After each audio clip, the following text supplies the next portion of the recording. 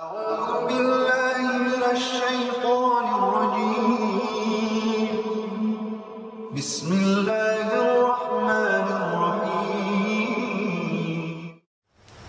رب اشرح لي صدري ويسر لي أمري واحلل عقدة من لساني يفقهوا قولي بسم الله wassalatu wassalamu ala rasulillah wa ala alihi at-tahirin amma ba'd. Avant de commencer la vidéo, je vous invite à mettre un j'aime la vidéo, la partager, vous abonner à la chaîne si vous n'êtes pas encore abonné. Je tiens à vous rappeler que j'ai fait une vidéo sur l'espionne Al-Jassasa. Je pense qu'elle est intéressante, c'est vrai que le sujet est redondant avec la vidéo que j'ai fait hier, mais je pense que les deux se complètent. Je pense que ça peut être très intéressant, de surcroît que c'est lié à votre devenir, votre futur, et quelque part aussi votre sécurité. D'accord, le sujet de la dabba, c'est pas de la rigolade. Il faut bien savoir, vous le savez, qu'on est à l'aune des signes de la fin des temps. C'est pas une raison non plus pour paniquer et faire n'importe quoi, mais c'est des choses qui sont écrites dans les trois religions et très connues même d'ailleurs dans d'autres civilisations. Il faut savoir accueillir, savoir appréhender ces événements de manière stoïque et avec lucidité. Ici, un autre sujet, donc c'est le sujet lié à la ruqya. Je trouve cette vidéo très pertinente, c'est pour ça que je voulais vous la partager. Je crois que je vais avancer. Hein. Bismillah.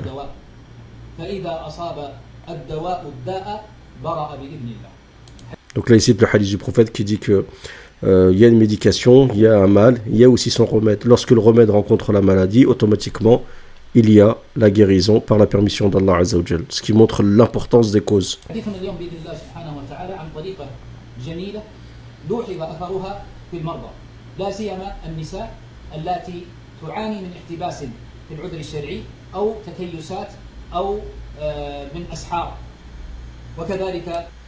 Donc là il dit que c'est bien pour, il y a une tariqa, une méthode qui est bien de surcroît pour les femmes, pour ceux qui ont des problèmes liés à leurs règles par exemple. Des problèmes de sorcellerie, de jalousie ou de ayn, de mauvais œil. Donc des problèmes occultes, mais aussi des problèmes corporels.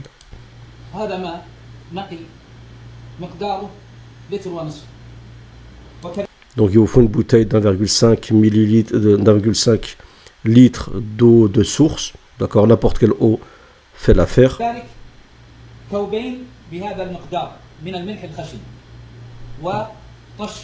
Donc un verre d'eau de sel épais, d'accord, de gros sel comme on dit.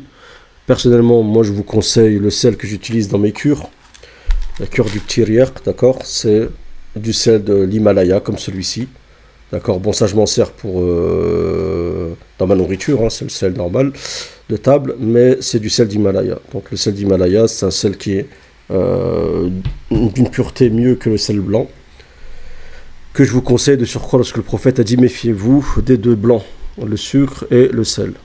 Et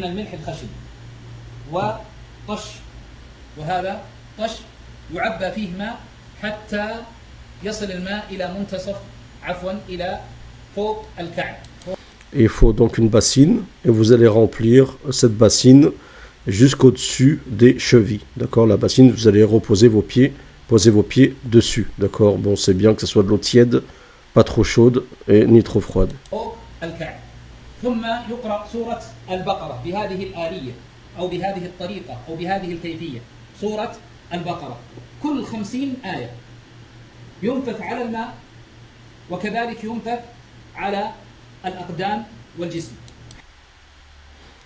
Donc vous allez réciter Surat al-Baqarah, d'accord. Tous les 50 versets, vous allez souffler dans l'eau, la bouteille d'eau, mais aussi souffler dans la, comment ça s'appelle, vous allez souffler dans la bassine.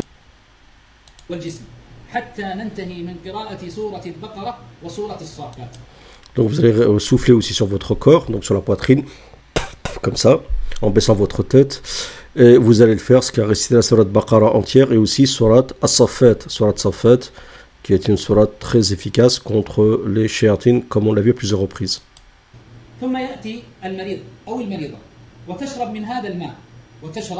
من هذا الماء حتى تتضلع وتغتسل من هذا الماء تشرب من هذا الماء النقي وتغتسل من هذا الماء.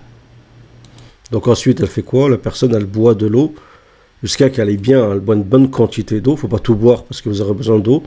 Avec le reste vous allez vous mouiller le corps, d'accord, de faire en sorte que l'eau tombe sur une bassine. Alors moi je vous conseille de prendre une plus grande bassine bien large afin que l'eau tombe bien dans la bassine, et faites attention que l'eau ne va pas dans les canalisations. وتذكر قول الله عز وجل وتذكري قول الله عز وجل اركض برجلك هذا مغتسل بارد وشراب. Et dit, rappelez-vous de la parole d'Allah Azza wa Jal lorsque Dieu s'est adressé à Ayoub qui a subi une épreuve qui a duré très longtemps, je crois que c'était 18 ans si je ne me trompe pas, très très dur, et qui était lié aussi au mot occulte, parce que dans le Coran il est bien dit Satan m'a frappé de torture et de fatigue, et que Dieu donc lui dit irkud birijlik, d'accord, donc cours avec tes pieds, d'accord, marche à grande vitesse, hada mughtasalun baridun wa sharab, cette eau est une eau avec laquelle tu vas te purifier et tu vas la boire, d'accord. Donc c'est une méthode qui est extraite de ce verset où Allah Azza wa Jal en fait donne une sorte de médication au prophète Ayoub qui a subi une longue épreuve. Donc ça peut être intéressant pour les personnes qui se trimballent des sirs depuis de longues années, d'accord. Il faut savoir que se faire des douches avec de l'eau de ruqya, c'est d'une efficacité pour toute chose. Parce que dehors, quand vous êtes dehors, il n'y a pas que des problèmes de sirs. Des fois, il y a des mauvaises ondes. Hein, il y a les mauvaises ondes. Le hin, c'est une mauvaise onde, par exemple. Donc, il y a ça qui joue. Des fois, vous avez mal à la tête, vous êtes fatigué, vous ne savez pas pourquoi, vous n'êtes pas bien. Et faire une douche d'eau coranisée en utilisant du sel, mais aussi, encore une fois, comme je le préconise, et je ne fais pas de la pub pour mon pack, hein, faites ce que vous voulez, mais j'utilise ça, moi, dans mon pack de ruqya. Il y a en bas du cidre, donc de la poudre de jujubier. Ensuite, vous avez de la poudre d'Alain, ce qu'on appelle le shib, très connu contre le hin dans les pays arabes. Et au-dessus, vous avez du sel, de l'Himalaya, en gros grains.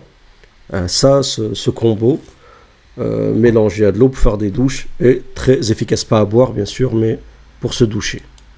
أما ما يختص بسورة الصافات فإننا نستكمل السبعة أيام متتالية مثل هذا الماء لتر ونصف يقرأ فيه سورة الصافات، يعني تقرأ سورة الصافات وينفذ في الماء يشرب ويتوضأ منه.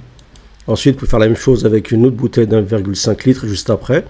Pendant 7 jours, vous allez rester sur la Safat et vous allez la boire et vous allez faire l'eau d'eau avec. Vous pouvez aussi vous doucher si vous voulez.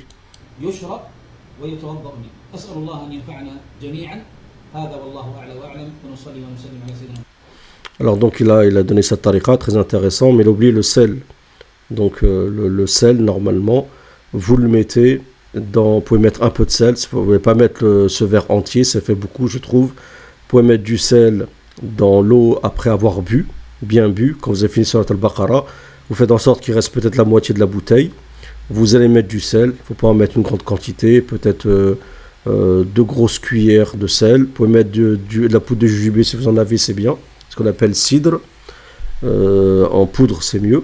Vous avez bien mélangé, ensuite vous allez vous doucher avec, et vous pouvez aussi laisser vos pieds tremper dans la bassine avec cette eau coranisée, d'accord, pendant un moment. Ça agit, d'accord, ça agit très efficacement. Après il y a plein de méthodes en fait, tout ça c'est des ijtihadat.